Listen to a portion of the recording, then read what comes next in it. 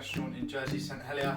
Unfortunately, our fabulous restaurant has been forced to shut due to the coronavirus going on at the moment. So we're going to bring you into my home and we're going to cook a little favourite of mine. Today we're going to be cooking coquille Saint-Jacques, okay, classical French scallop dish. To start a coquille Saint-Jacques, we have some beautiful Jersey scallops. We're going to start by just removing this little membrane off the side. This goes a bit tough when we cook it, we don't want it in our final dish. So to do that, we're just going to basically cut down, remove the membrane. Okay, put our scallops in one bowl, and we're going to keep our roe as well in another bowl.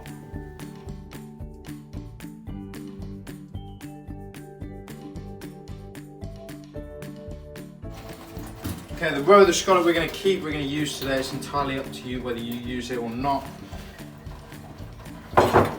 We want to just remove the excess membrane, so we're just left with this beautiful orange piece of roe. So once we've separated our roe, all this membrane here you can keep, you can use it in your sauce, you can use it to make a fish stock. This is just going to give your end product a load more flavour. Today we're not going to use that as we've got some fish stock that we have made before. You want to take your mussel, your scallop mussel, and we're just going to cut these in half. This is just going to ensure slightly quicker cooking, and it's going to be a bit easier to assemble and to eat at the end. You can go into quarters, thirds, whatever you want, depending on the dish you're serving it in or how long you've got. We want to keep them nice and chunky to make sure that they don't overcook. You've got a nice texture.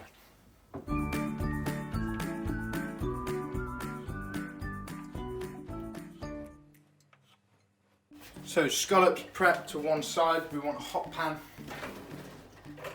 Use a nice big pan, give yourself space when you're making this sauce, you don't want to overcrowd your pan. Into your pan we're going to go 25 grams of butter.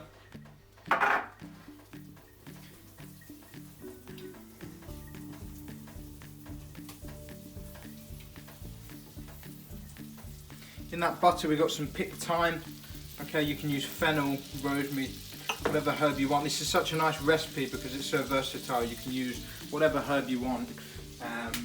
Fish, shellfish, whatever you want, it's entirely up to you. So butter's hot, into our butter we're going to go 4 chopped shallots and 2 cloves of chopped garlic, nice finely diced. We just want to sweat these off. You don't want to get any colour on it, you just want to release all them natural flavours.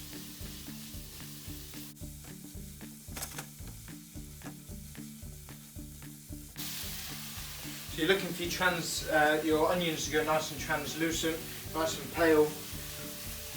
Once you've done that, we're going to go with some flour. This is going to give our sauce a bit of body, it's going to thicken it a little bit, nice texture at the end. So 2 tablespoons of flour, and you're going to create a roux in the pan.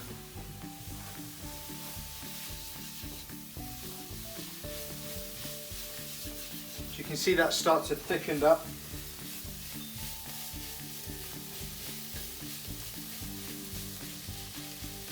I'm going to cook that for about 30 seconds, and then in here we've got 150 ml of white wine. We've got a nice dry full-bodied white wine, and we've got 150 ml of fish stock in there as well.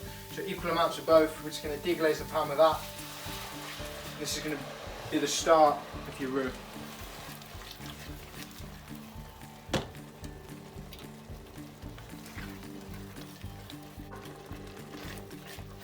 So allow that to come to the boil, and then you want to season it. Loads of black pepper.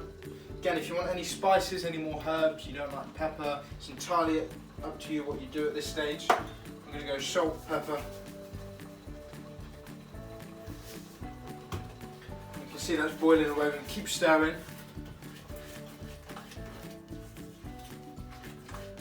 And then we're going to go with some double cream. If you want to use creme fraiche, sour cream, a little bit more healthy with the creme fraiche, go ahead and do so. I'm using double cream, nice and rich, going to give our sauce a really nice finish.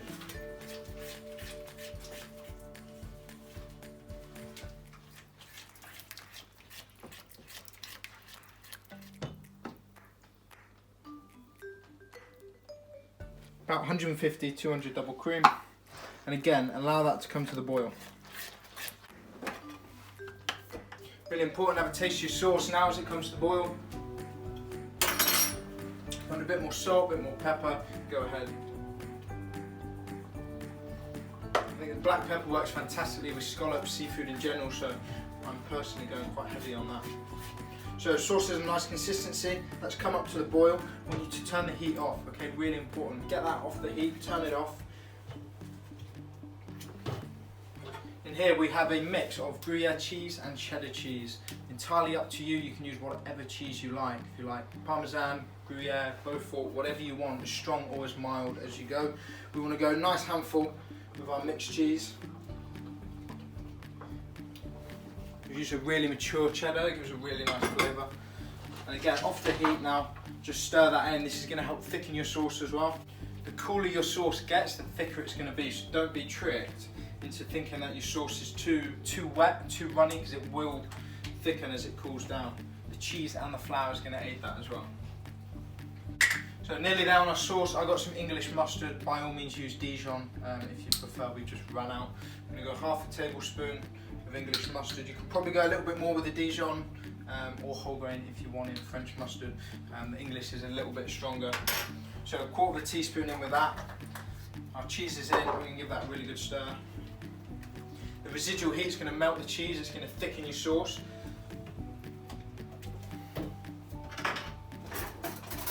Give that one final taste, check your seasoning. Beautiful. So, back over here. Again, the heat is still off, okay, so there's no direct heat being applied to this. We're going to go in with these beautiful local scallops. Straight in. And as I said earlier, that residual heat is going to cook them scallops very, very slightly, okay? They're going to poach in the sauce. You remember, your coq Saint-Jacques, we're going to be grilling it later, okay? So you do not, all right, I stress, do not want to cook your scallops too much. They're going to go rubbery, they're going to go chewy, it's going to be rubbish. Okay, so residual heat is going to poach them very, very gently. Over here we've got scallop shells. You get them from the local scallop divers over here or in the fish market. This is the classic way to serve the coq Saint-Jacques. Come around here, we just want to generously, with our cheesy sauce and our scallop, put this into the bottom of our coq Saint-Jacques.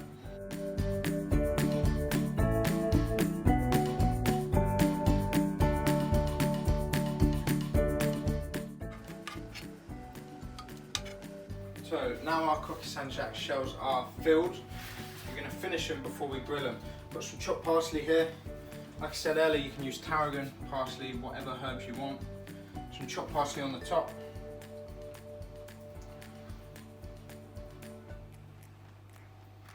And now I said this was a classic dish and a classic coq Saint-Jacques. I'm just going to put a little twist on it. This is purely a preference of mine. It's going to save us a little bit of time. Instead of making our mashed potato or Duchess potato, I've just got some nice fluffy King Edward potatoes here. I've boiled them very, very slowly in salted boiling water. And I am just going to grate this potato on top of our shells. Normally you'd go mashed potato, nice buttery mash, you'd pipe it on. This is just a little bit different. It's a little bit lighter and a little bit quicker. So I'm just going to grate these parboiled potatoes on top. You can go as much or as little as you like.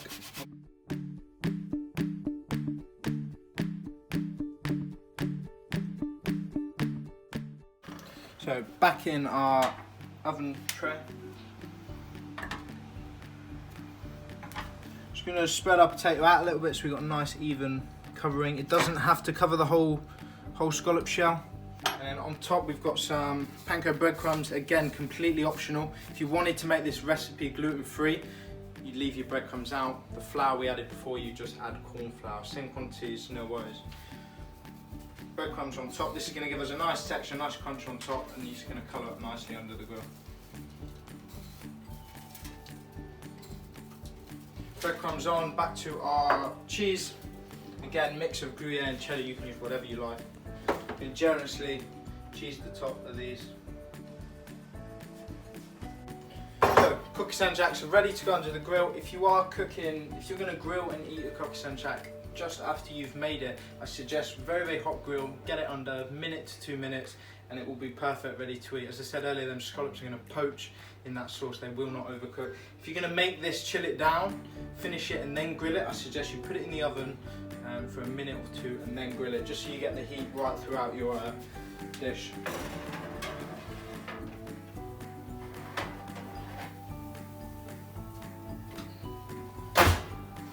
There you go, 2 minutes under the grill, perfect, nice golden brown.